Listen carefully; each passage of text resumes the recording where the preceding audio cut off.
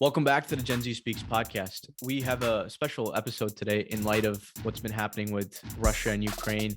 We recorded an episode 4 days ago, but I think it's important because a lot has changed since then.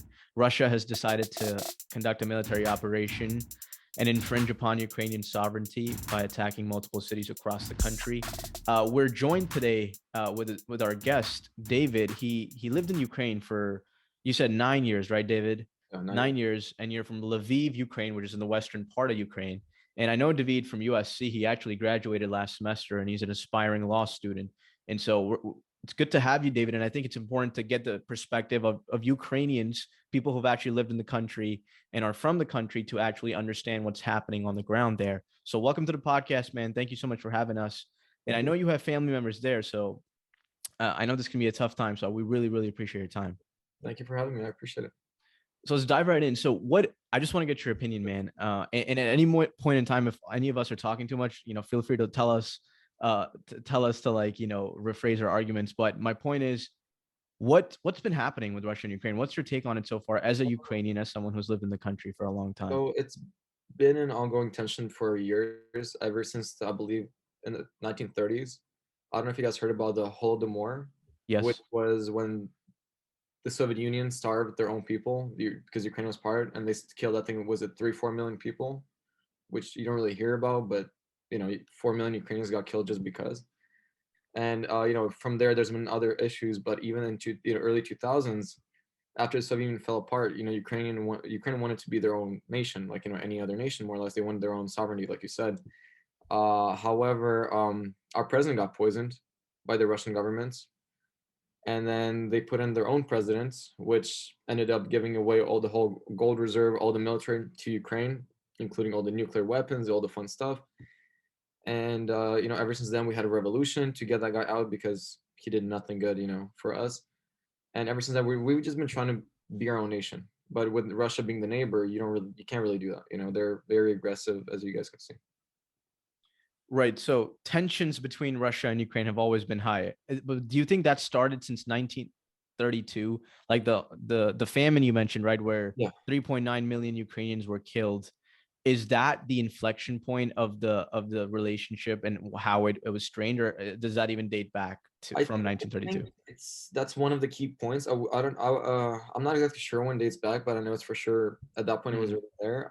It's the Soviet Union wanted everyone to be one thing. They wanted everyone to erase their history and to just be Russian, because the Soviet Union, everyone had to speak Russian, everyone had to have the Russian culture. So your culture had to be erased, like you couldn't speak Ukrainian, so on and so forth. Or rather it was looked down upon, and Ukrainians, we just wanted to, not forget our culture like anybody else. You don't want to forget your history. And with the Russians kind of wanting to be in charge of everything, that's kind of where the tensions have always been. Right. My other question to you was, currently President Zelensky is still in Kyiv, and there were rumors that he left the country, but that's not true. He just posted a video with the prime minister and some other security advisors. He's currently in Kyiv. What's your take on how President Zelensky of Ukraine has handled the situation? Because I believe a couple weeks ago, he was still saying that it's not for sure that Russia was going to invade Ukraine. He's a very conflicting president. I mean, the way he got into power was a lot of donations from Russian oligarch. I forgot the Russian oligarch's name. But they got millions towards him and towards Ukraine, and a lot of people thought it was going to be a good thing. But at the end of the day, he's a Russian oligarch, so it's not necessarily a good thing. So at the end of the day, he's obviously a puppet. But when things started to get real, a couple of days ago, when it's impending war, that's why he was trying to hold it off, thinking that they're just going to let it slide because after all, he is sponsored by them. When things really started to go down, and it was obvious that they don't really care about him like that, and the Biden gave him a call, the NATO obviously spoke to him. Like, I'm sure they gave him an ultimatum. So now he realizes that he's all on his own. He actually has to look out for his people now, because if not that, he's gonna get killed too. Right. So Davyd, real quick, I was wondering, like you said, it was kind of surprising the attack happened about 2 days ago now, right? It's been 2 days, right? And I feel like for us in the West, it was super surprising. We're like, oh, Putin's just, even though all signs pointed to it, there was hundred thousands of soldiers neighboring the borders of Ukraine. It still was a bit surprising I know you mentioned you have family in Ukraine. Sure. For the people in Ukraine, was it surprising, or what? Or they have they been expecting it for a long time now? We've actually been expecting it, and going back to 2014, when the rebel zones, Crimea, all that stuff. For the, even the Western news, it's been said that it's the rebel-controlled areas, and it's been said that it's, their own Ukrainians that are trying to just rebel against the government, which from my relatives who live there, it's all bullshit. These rebels are actually U.S., not U.S., they're Russian soldiers. So I don't know if you guys heard about the green men that were crossing the border. It was all Russian soldiers back in 2013, 2014. So although it's rebels who had their own territory, it was really just Russia already occupying even back then. So we already knew that Russia was gonna try to make moves, especially when they annexed Crimea, when they annexed, well, they would try to annex like Donbass, which is the eastern region. We already knew that they were gonna be aggressive, and we knew when they're gonna start, stockpiling so many of their soldiers on the border, it's gonna, be serious. We expected them. So you're saying the kind of the separatists that Russia officially recognized earlier in the Those week, are just Russians. Straight up, those are just they're Russians. just Russians, really? Yeah, I've read Interesting. about this too. And what Russians do is they put these separatists in these territories, and then what they do is they recognize them as a territory, and then what they do is they don't say, we're going to invade that. They're going to say these are Russian people, so we're going to go there and defend it. Not they don't use the words of they don't use a diction of, oh, we're going to go to invade. Yeah. We're defending our people. That's pretty much what they say, even though they're just Russians to begin with. 100% what happened. Yeah, they literally put their own people there, and then they said it was Ukrainians. It never was Ukrainians. I mean, a lot of people there speak Russian. I mean, I myself speak Russian at home, and a lot of it is due to the Soviet Union influence, where they kind of prohibit you from speaking Ukrainian Mm. if you're Ukrainian. So that's why I speak Russian. For example, a lot of those people speak Russian too, and that's where a lot of their argument stems from. Saying that, oh, they speak Russian, so there must be Russians, so obviously they want to secede, but they don't. It's all bullshit. I'll be honest. It's from people from family that I have there. It's all bullshit. Gotcha. Okay, so like recently we've been seeing like, the US has not deployed, but kind of stationed troops from Italy around like Ukraine. Obviously we're not going in, but is that your guys' hope? I mean, as Ukrainian, is the hope to get reinforcements from the US and from, other NATO allies, or like how are you guys thinking about that? So when the Russian put puppet president, not the Zelensky, but the guy that was even worse. Victor, They gave President everything away. Victor, right? Yeah, that Gotcha. one. Yeah. I forgot his name, but he was just an asshole. And ever since then, we haven't had military. So for us to even have a fighting chance, we need some reinforcements. So we need not necessarily troops, but at least equipment. Mhm. We got, and that's nice. Like I believe there's the Iron Dome in Kyiv now, which is kind of cool. But we obviously need that, and we need troops simply because active military. The Ukraine only has 30,000 or so. Russia has 200,000 on the border. Even if you're fighting for your own country, even if you're gonna fight harder, it's the 30,000 to 200,000 is still much different ratio. So What's the threshold, do you think? Like what's it gonna take? so I given the way that Russians are just annihilating everything in their path, they're like this morning they destroyed an orphanage, a kindergarten, a hospital, a cancer hospital, and now they're letting Chernobyl go to, they're not letting the maintenance keep up in Chernobyl, so that might go bad too. The fact that they're so belligerent, I feel like Ukrainians see that there is no hope, even if they give up, they're still going to be blown up, so to say. So they're just holding on until they can no more. Like there's 14-year-old kids getting guns just to try to fight back, like 14-year-olds. Like I have a lot of videos of these 18-year-old dead Ukrainian soldiers just in piles that Russians killed. It's sad. Right. I've seen that, man. And I've also seen, politicians picking up guns and, saying, I'm not taking off. I'm going to fight for this. And, it's really honorable to see and courageous, because I think a lot of countries that wouldn't be the case. Right. But, to see, maybe a smaller, maybe not small country, but in terms of, military force, to see those guys, it's kind of sad, right? Because they don't have necessarily that training needed, but they're going ahead and they're doing it still. Yeah, So and it's commendable. I think that's what Putin genuinely expected when he invaded. He expected that it was going to be like I'm not sure if you guys are familiar with Georgia. When in the early 2000s, it's a small country next to Armenia. They had the Mhm. same thing. Russia, Russia invaded. They resisted. They killed off a lot of Georgians. It was the same thing. It was just on a smaller scale, and I think they expected the same thing. They didn't expect the resistance that Ukrainians are putting up. But the fact that Ukrainians, I believe, I saw some numbers. I believe at this moment, or last time I saw it, it's already 3,000 dead Russians, and it's less than 500 dead Ukrainians. So obviously the resistance is there. It's much more than they expected. So yeah, I think that it's not what they expected. That's what I'm trying to say. For sure. I want to go back to one of your points. So correct me if I'm wrong, but you think President Zelensky is essentially a Russian puppet? Is that your assessment of him? He 100% was at first. I think after they kind of abandoned him and they Putin officially made him target number one. He announced Mm. that this morning, and he Mm-hmm. made his wife and his children target number two, which I believe is a war crime in itself.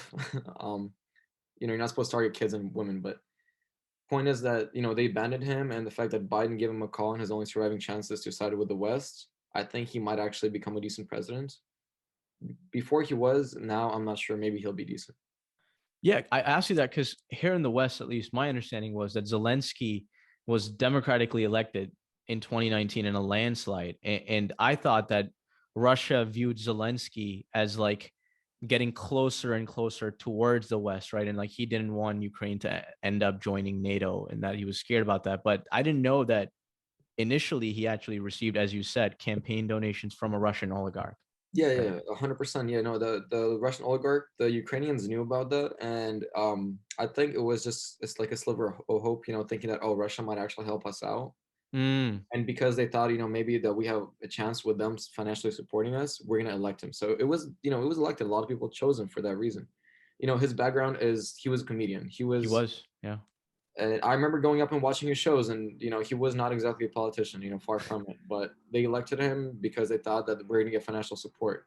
That was the reason, yeah. And tell me if I'm wrong. Did he not play? He played the role of president on his show, right? And then He he might have. played. He The might have. comedy Okay, club that he ran, Quartal 95, which is the name of the show. I mean, it was pretty out of pocket, so I wouldn't be surprised, yeah. interesting. And so now, but you think that Zelensky has aligned himself so much with the West that Russia does not see him as pro-Russian at all. Like he is enemy number one, as you said. Yeah, I mean, he's cornered, because like I said, he doesn't have a survival chance. He'll get killed. So his only chance is to try to get NATO's and US support. So yeah. And So Biden. Mhm. oh, Go ahead, go ahead. Jenish. Sorry, I'm gonna move on to a different topic, so you just go ahead. Yeah, I just wanted to finish up on this because Biden has already said that the U.S. is not going to intervene militarily, but NATO is sending, like believe NATO is sending more arms to Ukraine, correct? Yeah. And I don't know how much of help that's going to be. As you said, man, like the Russian army is just bigger than Ukraine, and they're just more powerful. It's a sad reality that we face, and so I think it's inevitable that Russia eventually invades Ukraine, right? But so in that case of that, when that happens, the I believe I saw today that Putin actually wants the Russian military to topple Zelensky's government. And so who do you think they'll install? Like, will there, I mean, I know Zelensky has already declared martial law in Ukraine. And so like, how is that going to work out in your opinion? They're gonna put their puppet the same way they did back in the mid 2000s. They're Mhm. gonna do the exact same thing. They're gonna do the same thing that Belarus has. I don't know if you guys are familiar with the Belarusian president. The guy It's has been there for dozens of years. I know he's not popular by his people. I know that when they released their voting thing, he's like 90 something percent, the same way Putin is like 98% yeah. voter. Obviously, it's bullshit. And this, Vote. Yeah. they had protests in Belarus, I believe, like a year ago or something, and then thousands of people got like stomped by the police and they got arrested. The same way, just yesterday in Moscow, 2,000 people got arrested for trying to protest against the war. So Yeah. We mentioned that a lot of the Ukrainian and Russian soldiers are dying, as a result of this conflict. What do like Ukrainians at home think about Russians in general? Like from my point of view, it feels like a lot of these Russian soldiers don't even want to fight. And after seeing some videos of these protests, it seems like this is not a popular thing in Russia. So do Ukrainians have like a hate towards Russians, or is it just kind of like they're doing that because of their leader? so I don't think they like their leader to begin with. I think, well, the notion between Belarusians, Ukrainians, and Russians is always that we're all brothers. That's always the notion. I mean, we all look the same. We speak the same languages, more or less. We have the same culture. People wise, everyone thinks we're the same. We all think we're brothers. We don't have any hate towards each other. It's just simply been the government. That's why like there's even Russian YouTubers that I've seen that are just against, what's going on there, but obviously they can't speak out too much, otherwise they're gonna get got. They're gonna get sent to the the gulags, for like a better term. It's just the way it is. It's 21st century, but that's just how things happen over there. Yeah. So like kind of segueing off of that. So I was watching a few reports and these reporters are going in, they're actually in Moscow and asking some of these Russians like what they think of what's going on. And I think it was yesterday and it was published today. And the Russian, so it was very mixed, right? Some were saying like, yeah, we stand with Putin. Others were like, no, like this is just wrong. Those are human beings that we're killing, right? Like that's not okay. And so like in my opinion, I think it's extremely interesting seeing it from their perspective, right? Because they're getting fed propaganda, just as everybody's getting fed propaganda. But the thing is, it doesn't change the fact that humans killing another human, right? And so I think that's like the most interesting thing. So generally speaking, you think people are like in Russia are against this and they just don't want to speak out? Is that like the I think consensus? the Russians overall are against killing their own brothers, Ukrainians. Right. You can hear a lot of them referring to Ukrainians brothers, which is Mm. the same way we see them. I also see there's a lot of difference age-wise. Like the younger generation, they're able to get VPNs and bypass the censorship, right? So they're able to see a lot more of the news. So they're able to get a bigger picture and better understanding of things that are really going on. Versus you have the older people who just kind of turn on the TV and watch that. Not to mention that a lot of things that the Putin calls on is like you probably guys heard he's trying to recreate USSR, which is something that a lot of the people that grew up during the USSR they might think of it in a good way, even though they lived like shit over there. Even all the people back then lived horribly, but just because it's memories, they think it was a good time. So he's trying to appeal to that. But the younger people for sure don't want none of this. For sure. That's interesting. So like our last podcast, for example, we're just talking about kind of like historically speaking, the leaders of Russia and just like, it's sad, right? I mean, from tens of millions of people they killed just to murder and it just happens. And it just seems like maybe not on the same scale, but Putin's definitely doing that, right? But like, I mean, there's starvation, severe starvation going on over there. I mean, they're living like, in really, really unfortunate circumstances for a lot of these people, not necessarily in Moscow, but further out, right? And it's crazy to see, your leader not care about you, but you still kind of stand with him. And it's hard to like grasp, I guess, because we don't have that perspective, I guess. But it's just really I can tough. explain that. I mean, I can absolutely explain. I mean, I Yeah, lived in please. Moscow myself. Before coming to the U.S., I actually lived in Moscow for about a year or so with my family. Okay. That was just part of the process of getting to the U.S. It was just legal stuff. But and my mom's side, like a good part of her is from Moscow. I had and the reason why they came to Ukraine back in the 40s is because my family was in the KGB and what have you, right? So they sent him to Ukraine to kind of work there, if that makes sense, right? But my point being is that a lot of the people that support him still, young people pretty much don't support him at all. It's the older people. It's the older people that have never seen anything better. Like you said, they're living in starvation, poverty, but that's how they've always lived. So they don't know any better. Right. And that's just, they want to keep doing. At this point, they're reaching the end of their life, and they just want that consistency that a lot of older people tend to have, and that's why they're supporting him. I feel like Mhm. the point you mentioned regarding young people having access to VPNs, Yep. that just is, I feel like technology is so important in today's world where the older people they're just getting fed Russian propaganda that's on TV, while the younger people have these VPNs and can access Western influence, more democratic politics. They can look and see how the world really works, and they kind of can have a sense of how government should be, or maybe how they should want it to be. Yeah. So I think technology is a huge factor in today's world, especially with politics, and I think Putin is definitely afraid of that, hence the censoring. I don't think he expected that.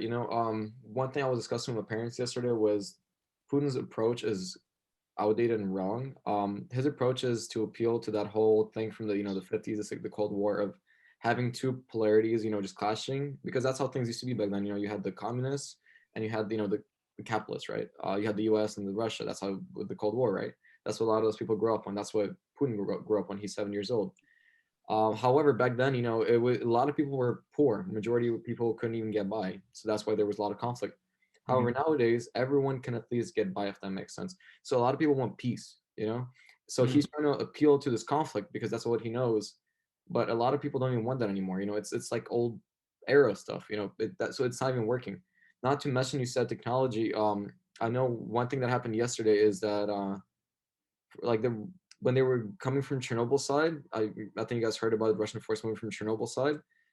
There was a column of like the forces, and back when they got the Ukrainian military back in like the mid 2000s, they had all the Ukrainian insignias on it, the flags, what have you.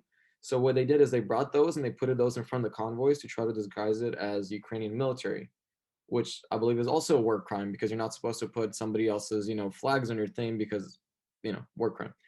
And so they try to trick the people. However, a lot of the civilians that were on the ground, they have telephones, they have internet. So they recorded these people, dressing up in the wrong stuff. They recorded the Russians getting into Ukrainian tanks, and they posted online. And what happened is that as soon as they tried this plan, the Russians, they got bombed to shit because it was already out there. And, the Ukrainian government found out that these are fake guys, if that makes sense. So I have a theory, man, on why Putin why one of the reasons why Putin's doing this. Obviously, like the West is saying that Putin is primarily doing this because he doesn't want Ukraine to join NATO and that he kind of, fears a more Western influence on Eastern Europe. But I think he's actually scared internally. He views that, let's say Ukraine does join NATO, that means at its border, there is a sovereign nation that's part of NATO, and that can spread more eastward into Russia, right? So do you think like that's one of the reasons why Putin is doing this? He's kind of thinking strategically 10, 15 years, actually short term for his own benefit. He's seeing that if Ukrainians become more and more pro-Western and, aligned with NATO, that a lot of Russians are going to, turn towards the West a little bit more and become more and more anti-Putin. Do you think that's a fair assessment? That is 100% the right assessment. You can even see that in Ukraine, the way that Ukraine is in the middle of Europe and Russia. My city is extremely European. You have the modern beliefs, I guess you could say, versus on the ones on the East are a lot more, I won't say conservative, but they're just a lot more old school. And, if, like you said, if Ukraine becomes European, like, for example, the closest NATO country, which is Poland, right on the border next to Ukraine, Right. the living standard is a lot higher, like a lot higher. Like, what a lot of Ukrainians do is, and, they travel to work in Poland, they come back. And, just that's how big difference is. You cross 30 miles and boom, life's so much better. So like you said, if you had the Ukraine as part of NATO, the living standards gonna be higher. These people are gonna see what life can really be if you don't have this isolation and you don't have this authoritarianism, and yeah, he might lose his grasp on power. Yeah. Why do you think there hasn't, obviously Ukraine for more or less has been a more independent country since 2014, right? Since a lot of Ukrainians, I believe protested President Viktor, the guy before Zelensky, right? And that was a Russian puppet. Before him was actually somebody we elected, but they poisoned him. Really? And they put in the Russian guy. Yeah. So we've been trying to, it's just like, like Russia just keeps messing with us. So the guy before Zelensky was Viktor, who was a Russian puppet. And the guy before that was a democratically elected president that Russia poisoned and killed. Yes, and you can find pictures of him. He Wow. poisoned him, but he didn't die. But his face like melted. It's genuinely disgusting. But he was a good guy. That's a common Russian tactic. They poison like their own, descendants in their country. So I mean, it wasn't their guy. It was somebody we elected. This guy was good, and then they don't care. So yeah.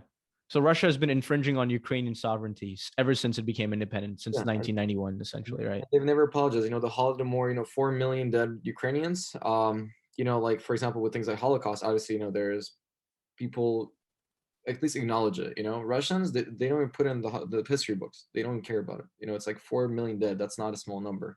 It's very close to how many Jews were killed. I think 6 million Jews were killed during the Holocaust. I mean, the numbers are different, but they're not too far off. But look at the amount of recognition you're getting from one versus the other. And what's interesting is that Putin is doing all this under the false pretense of denazifying Ukraine. Yeah. And as you mentioned, you yourself come from a Jewish family, and President Zelensky is Jewish. So they're using completely made up stuff to rationalize this war somehow, and it makes no sense to me. And a lot of the western part of the Ukraine that used to be Poland, and it just so happened to be the part of Poland where during the World War II, the Jews were running away to. So a lot of the population is extremely Jewish.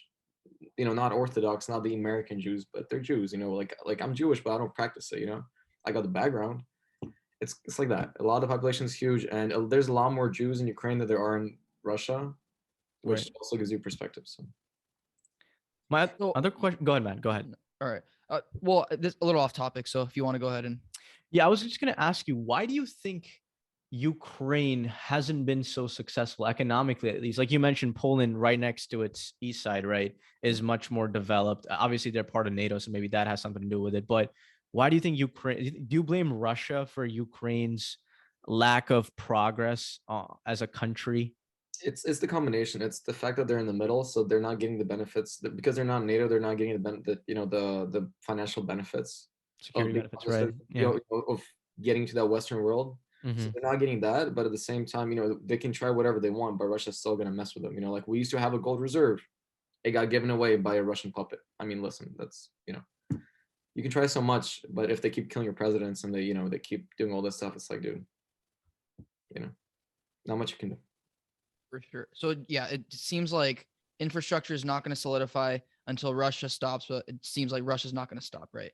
And so what how do you think this is going to play out? I mean, okay, say Ukraine goes ahead and it works out, God willing, right? Everything works out. Ukraine, it stays independent, but Russia will continue messing with Ukraine, right? So what's the overarching goal here? So I think the best course of scenario is to just kind of call Putin's bluff and just to have NATO forces come in. Obviously, if you have the U.S. forces come in, the crazy he's gonna start in World War III. It's gonna you're gonna have this you're gonna have a second sun at 10 p.m. You don't want a nuclear war, For sure. But if with NATO, there's a smaller chance of that just because they can argue they're right there, Mm. and you're gonna need those forces because if you don't have NATO, we're not gonna win this. And if Ukraine joins NATO, then things are going to get extremely better. It's going to be like Poland, it's going to be, a striving country. Right. So a few hours ago, Putin says that he's willing to have another conversation with Zelensky. So is it bull? It's not bull. It's just he's realizing he's going to lose this. He's realized because NATO already started moving not their military forces, but they're getting a lot more ballsy now. They're bringing their actual convoys into Ukraine, Right. which they were afraid to do because Putin threatened nuclear war if anybody helps get in the way of it. Right. Now that they're doing it and they're seeing that he's not doing anything about it, he's seeing that they're going to keep doing this, they're going to get ballsy just like the way he's been, and he's seeing that he's starting to lose. So he's just trying to, cash in on as far as he's gotten, and I don't think it's going to happen because NATO realizes they're going to be winning this too. So I don't think it's going to happen. But David, U.S. intelligence has been saying that Russia is going to take over Kyiv any day now. So do you think that actually it's getting bombed to shit, like bombers and stuff? Right, right. So I'm also been seeing that if Russia takes over the eastern part of Ukraine and the western kind of is still resistant, that it's going to split it up. Like you mentioned the Donbas regions, that's already kind of like split up into different territories. Do you envision that Ukraine to just be split up into different territories further if Russia does fully invade Ukraine? I think that's probably the most logical approach to things. However, just knowing how Ukrainian people are and the fact that we, after him just coming into our country and killing our people, I don't think anyone's going to be quiet. Like just because they're going to take our capital, we're not going to just become Russian out of a sudden, if that makes sense. We're still going to have that national pride, and there's going to be a lot of guerrilla warfare, 100%. So even if he takes the capital and officially has the country, he's not going to have the nation, if that makes sense. So that was your point, that in spirit, Ukraine is never really We're not going to gonna give become up. Russian. Yeah, it's not going to be Right. Russia ever. So even if he takes it, it's going to become Ukraine again eventually. So there's no way he can win it, if that makes sense. You mentioned that the Ukrainian soldiers were surprisingly patriotic. Yeah. Why do you say surprisingly patriotic? I mean, I feel like it's because it's a different level of patriotism. For example, like I can give you an example of my mother's best friend. She's in Lviv, and she's like a 50-year-old woman. She's a very nice lady, and she has a son who's about 25, our age, and he just finished his college degree, and so on and so forth. And she told him, let's leave, let's go to Poland. We can leave. You're college educated, they will take you, blah blah blah. We can pay off the border, even though they're not letting you out officially. We'll get out. But the guy himself was like, no, I'm going to stay and I'm going to fight for my country. So Wow. he can have an easy path of his life, have a peaceful life, but he's choosing not to do it just because, that's your homeland. Right. It's different when you're fighting for a home versus when you're attacking somebody. It's Mhm. different. Yeah. No, I agree with that. And I think it also you can see the results of that in the casualties. The Russians are taking a lot more casualties than Ukrainians. Like it's not even close. You know, even though the countries are, I mean, even though the armies are much different in size, the Russians are taking a much heavier toll right now than Ukrainians. Right. Yeah. You know, Ukrainian soldiers are fighting for their home, and these Russian, as you said, they're attacking. And plus, it feels like a lot of them don't even want to attack. You know, so it's a different kind of spirits in the battlefield, right? I've seen some interviews of like the prisoners of war and the Russian guys. You know, they asked him, you know, obviously, what battalion, this and that, and they asked him, you know, why did he join? He joined because he wanted the money. So they're contractors. He hasn't had a formal army education other than the mandatory army service. When you're 18, I believe you have to join.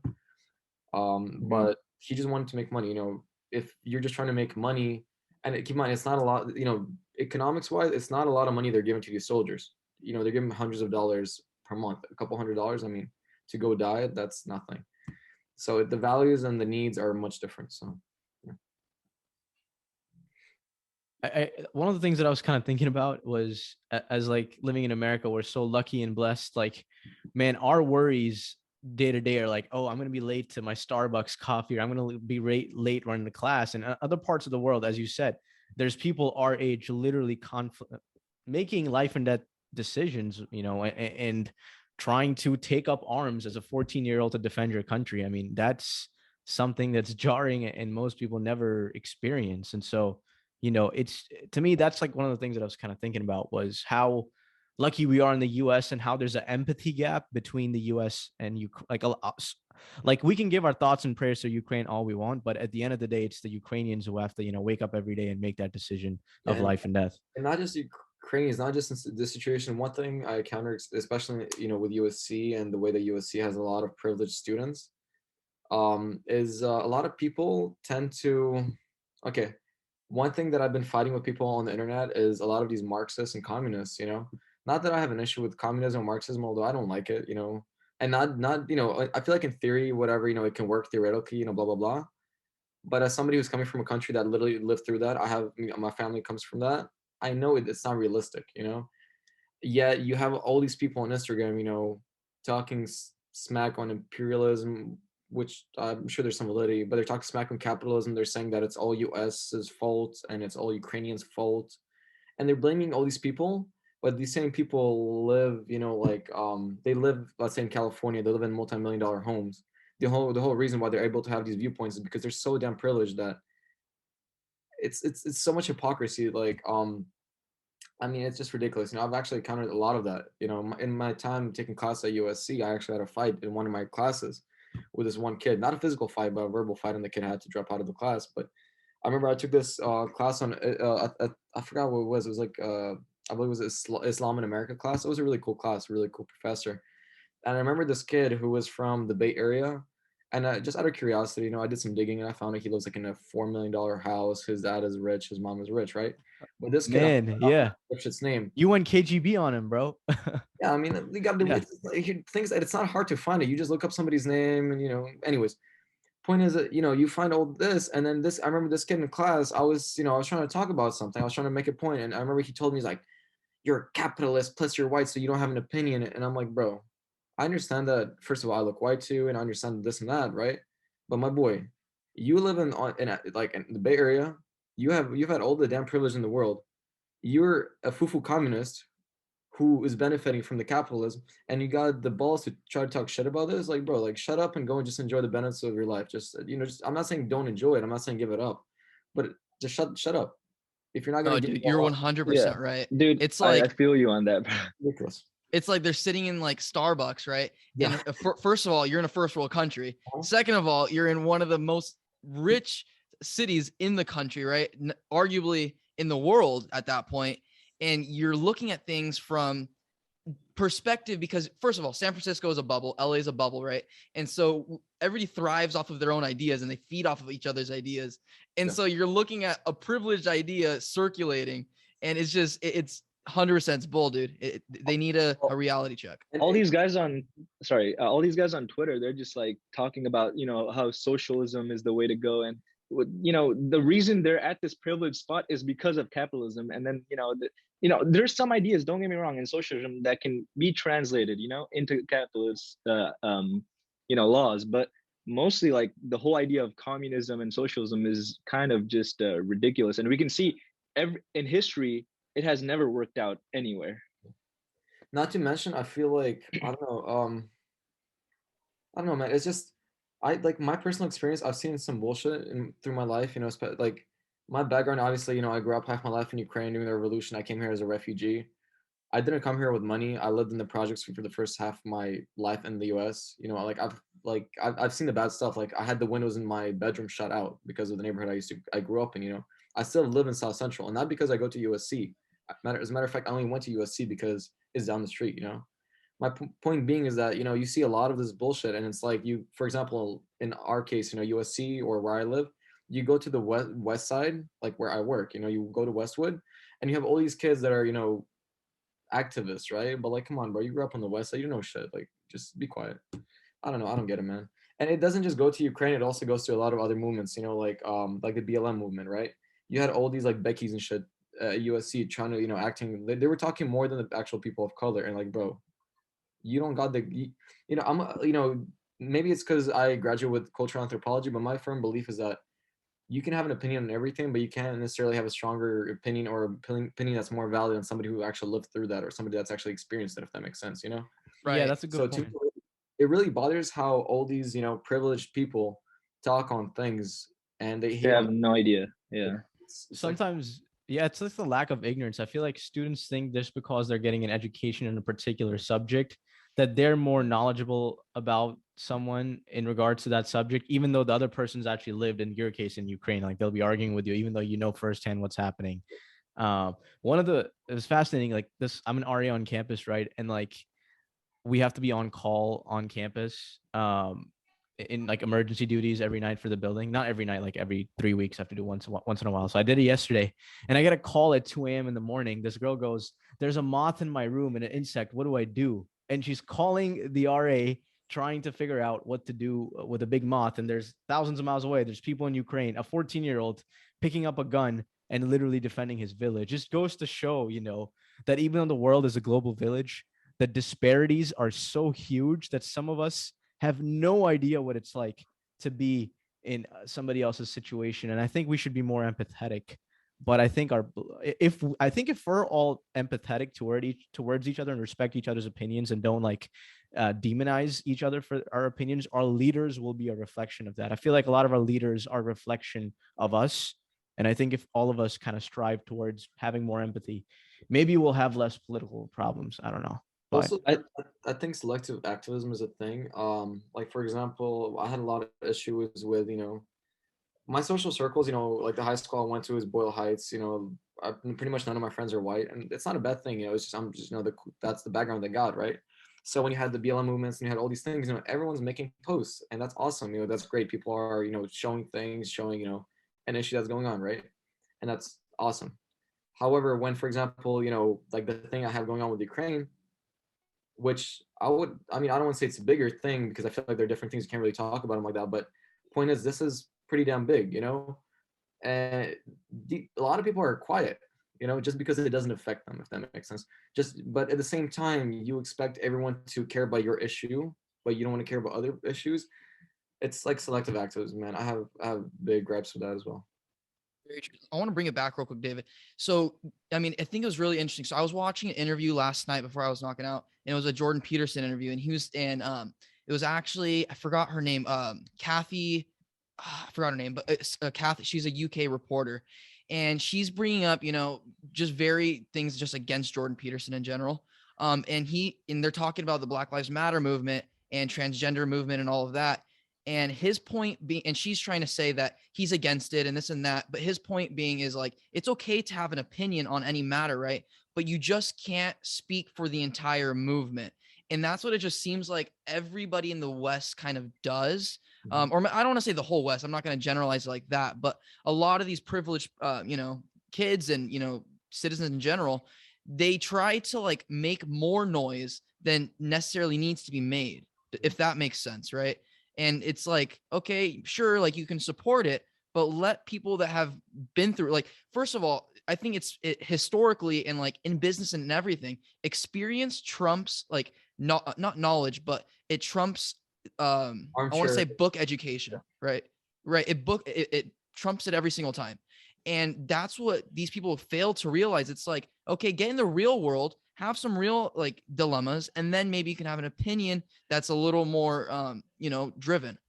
It's ridiculous. Like there's a lot of these activists bringing it back to Ukraine, Russia, right? Like there's a lot of activism about disparities and in our culture and blah blah blah, and talking how things are bad in the world, right? But they're like, for example, going back to Russia, like they ignore a lot of things that even Russia has going on, right? I understand it's not their culture, but like in Russia it's illegal to be gay. Like imagine that. Imagine if it was just illegal to be gay here. Like that's wild. Like I mean, it's these are such things that we wouldn't even think are even still it still exists, but they do. Or going to like China, how they're literally having concentration camps with Muslim Chinese people. They're just killing The off. Uyghurs, right? Yeah, exactly. It's fucked up, and none of the media is covering it, and that's why I have a lot of gripes with that too. But it's clearly something that's going on. It's yeah. No, I appreciate the fact that you're advocating for people not just in Ukraine, but also, like you mentioned, the Uyghurs. There's so many populations around the world that are being subjugated by guys like Putin. President Xi in China is basically Putin in China, and it's like there's Putins all over the world who are doing this to people. And your point is that all of us should have a consistent approach, that wherever we see injustice in one area of the world, it's our job to advocate for those people, regardless of what they look like or they believe in. If they're being persecuted by a powerful force, it's our job as humans to stand up for it. And I appreciate you for that. Going back to the Ukraine and Russia crisis, in the long term, right, the Russian threat of influence will always be there in Ukraine. In your opinion, do most people in Ukraine want to join NATO, or would they just want NATO to remain independent and kind of go back to how things were maybe 2-3 years ago? It's not my opinion. I know it's for a fact. Most people, yes, 100%. Like by far, most people. I mean, and it's not. It's maybe there's some old people that are just like some babushkas, which is like the term for the grandmas. Maybe they because they don't know any better. But anybody that has common sense and has visited Poland, for example, you literally cross the border and you go from Ukraine is like my city, which is on the border of Ukraine, is not bad. It's very European, it's very decent. But even then, you cross the border into Poland and it's almost like the US. It's very close. So imagine comparing the US to a second world country. You just see disparities, like you see the wage and it's like, dude, you're wondering why can't my country be like that? And that's why they want to join NATO. The reason why they haven't joined NATO is because they don't, Putin says how the West is moving close to him and how everyone's aggressive. But the whole reason why the NATO hasn't let Ukraine in is because they've been trying to respect him. So they've been actually trying to be nice to him, but despite them trying to be nice to him, he's just been an asshole back. I mean, yeah. And I feel like the whole thing with the puppet presidents, of course, they're not going to be advocating to join NATO because they're puppets of Russia as well. So do you think? Go ahead. My question was: a lot of people in the West believe, and Secretary of State Tony Blinken of the U.S. actually said that Russia could potentially, do what it's doing to Ukraine and other parts of Eastern Europe. Do you think that? So, do you agree with that assessment that 100%. the end goal is not just Ukraine; it's a lot of other parts of Eastern Europe? 100%, yeah. So, and I don't think it would be going the same way as Ukraine is, if that makes sense. It wouldn't be going directly west because Poland's right there. Right. You're not going to change Poland. Poland has already had this NATO for a while, so they know how good life is. I think they would go maybe south towards, the Southern European, where life is very similar to Ukraine. It's not, it's still in the middle of things. It's still not that good. It's still not that bad. They still have memories of things, if that makes sense. And Russia still has an influence there. So I feel like that's where they might go, and that's what he's talking about. Yeah. So 100%. And that's also why I think the best approach, is to call Putin's bluff and just let NATO in. They're not going to fight NATO. I mean, although the numbers of NATO army and the Russian army is similar, the experience and the training and the technology is so different that Russia is just going to get stomped maybe within a week. The whole Russian army, it's not going to be even close.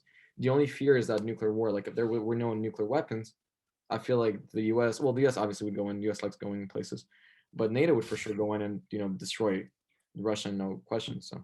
But the problem with that, David, I would counter to that is like if NATO troops directly go in, that kind of puts the US in direct involvement too, right? Because then they would have to, if let's say Russia and NATO are going head to head and NATO is suffering a lot of losses, then it's like the US's responsibility to kind of protect the NATO troops. Then that would potentially could mean more American troops deployment. And then that could be like the start of another. I don't think we would even get there just because a lot of the Russian forces, I know they claim they have 200,000 or 300,000 active forces. You don't think that's true? I know it's not true. I know like a lot Interesting. of the people they capture, they're a supposedly active army, but they haven't been in training since like 2015, and they're getting there because they're getting paid, if that makes sense. And I mean that's why they're suffering so many more losses from Ukrainians, because Ukrainians were trained by the U.S. a couple of years ago. I don't know if you guys heard about that, but it's those numbers are puffed up the same way that China numbers are puffed up. They're just trying to seem better than they really are, if that makes sense. And even on the surface, number-wise, the NATO active forces are they're pretty much identical to Russia, but then you have much better training, you don't have puffed up numbers, and then you have technologies that are just years ahead. Like Russia is still flying planes from the 70s, the 80s, while NATO has like things that were literally invented in 2000s. It's such a difference. Interesting. So I don't even think it would be needed. And going off that same thing, with the impending China threat on Taiwan, I feel like the U.S. could stay next to Taiwan and protect their interests while letting NATO do their thing. And as long as Putin doesn't throw nuclear weapons, then I think that's the best way to play things out. Yeah. Well, a little off topic. So this is a little anecdote I had. So I'll be honest, like I was oblivious to like, Ukraine. I've never met a Ukrainian in the past. Like I didn't know what was going on, to be completely honest. And this is in 2019. No, 2020. This is the beginning of 2020. I was out fishing with a buddy in Huntington Beach, and this Ukrainian guy came along, and he's just talking to us, whatever. And I was like, "Where are you from, dude?" And he goes, and I'm like, "Russia," or he's like, "No, I'm from Ukraine." And so I just started talking to him about the whole thing going on, Russia and Ukraine. And I was like, "What do you think about Putin?" And he starts talking like glory to Putin, basically. I mean, he was like glorifying the guy. He was talking about how he's like the strongest leader. And honestly, in hindsight, he was here for a couple months. He said he moved to California, I think like a year prior. And I mean, I just didn't understand it. But yeah, he was just glorifying the guy, saying that he's strong. He's the leader of the KGB, like he's the man, this and that. And in hindsight, like obviously he didn't know what he was talking about, right? But it trips me out that he came from Ukraine and he had that opinion still. Why do you think that is? I mean, the guy was, I want to say, like in his late 20s. Yeah. So I think it's the way that I think obviously he fell in the propaganda boat, but it's the way that the radical, I guess, right paints, I guess you even say Biden or Putin, they paint him the same way. They say Biden is weak because he's old, sleepy, what have you, but because there's pictures of Putin swimming or some shit, he's strong. And one issue I have with that is that they try to paint a picture that the president needs to be like manly. I think we're kind of past that. We're a couple centuries past the fact that the president needs to be manly, if that makes sense. I think the president just needs to be a political person. The president needs to know what's going on, needs to know what things to say. Even if Biden is old and some people say he's senile and what have you, right? It's nice to see that he's actually a politician, because he's approaching things without saying, grab her by the blank, or he's approaching things a lot more formally, and he understands the political approach. Versus you have Putin, who's painted as this, Superman, and there's videos of him doing kung fu, and you guys have seen probably those videos. Yeah. But one thing that I've heard about Putin is that, like for example, last time he met with Macron, which is the French prime minister, he sat at a very long table, and the reason for that is the French president refused to take the COVID test because he doesn't want Russia to have his DNA for whatever reason, right? I think it's for biological weapons. So he doesn't want them to have his DNA, which makes sense. Wow, I did not know that. So that was I saw. So what you're referring to, people who are listening, there was a picture of the president of France and president of Russia, and it was the longest table that I've ever seen in my life. I will go so far as to say, and you're saying the reason why was Macron didn't want his take a COVID test, and he doesn't want the Russians to have his DNA, essentially. And to add on to that, Putin is a germaphobe. And think about it. If Putin is extremely germaphobe, he has been on lockdown pretty much since COVID started. He's been hiding more or less. He hasn't been in public anywhere almost. So think about it. If he's extremely scared of disease, he's extremely scared of germs, what does it say potentially about his health? I feel like it says a very contrary things to what he wants people to believe with him swimming and riding bears and shit like that, you know? So in that sense, I feel like it's just they're Mm. trying to paint him as a strong, manly guy despite him being low-key a manlet. And he's a very short guy, but not not there's He anything does wrong. have a Napoleon complex for sure. Exactly, yeah. So he wants this manly image, and a lot of people that are still with the old school ideas that the leader has to be manly and strong and this and that, they fall for that. Versus Mhm. I don't agree with that. I believe that the person in charge of politics has to be a politician because that just makes sense. Like you're not gonna put a fucking comedian or a show, somebody who does a reality TV show as a president. Although that happens, I don't think that's the best approach to things. But I think a lot of people are kind of against politicians because those politicians, you remember like George Bush and everyone, they led us to all these wars and they made misled people, right? So I feel like a lot of people are kind of, wary of a lot of politicians playing politics and doing things for themselves. But I want to ask you a question as a Ukrainian American, right? Are you satisfied with how Biden has approached the situation so far? Uh, I I know a lot of people say that he's extremely passive with things, and he's not doing enough. And I absolutely get that approach because people want to see instant results. But Mm-hmm. I also see it as him letting Putin make mistakes. He's taking it extremely slow. He's like playing chess. He's seeing, like, for example, the reason why he hasn't been doing sanctions, or he hasn't been putting the U.S. military in there right away, is because he's trying to avoid World War III. He's seeing how far they can how far they can take it without getting to that threshold. So I think he's just playing it smartly, versus where I feel like if it was another president, that who would have just thrown things in because he wants to see manly the way that Putin did or somebody else might do. I feel like Mm-hmm. that would have just caused unnecessary World War III, even if it could have been avoided, if that makes sense. So I think, yeah, the politicians can be working for their own good, and they absolutely do. Speaking about politics, like they can, but at the end of the day, at least they know things about politics. Versus somebody who's not even a politician, they're still gonna do for their own good. They're just Mm-hmm. things, like I mean, like Self-interest is universal, right? yeah, I mean exactly. Everyone's worried about themselves, but it's just their background. And I know a big concern about politicians that it's all a big group of people that know each other, so on and so forth, which I know is for a fact is true. Even at USC, like I don't know if it's the president of USC government or one of the people that are on the board. The whole reason why they're on the board is because their daddy knows Newsom. I mean, you guys can look this up. You guys can do your own little research, but some of the kids that are on the USG are literally just because they're connected, not because they actually did anything themselves. It's yeah. So I think that factor is certainly there, and that's why people have a lot of mistrust for that. But at the end of the day, I would rather have somebody who has at least background in something because, like you said, the interests are going to be the same. Interesting. Yeah, and Biden has been putting in more and more sanctions on Russia. I believe the United States joined NATO in the West in personally sanctioning Vladimir Putin, which I think is huge, right?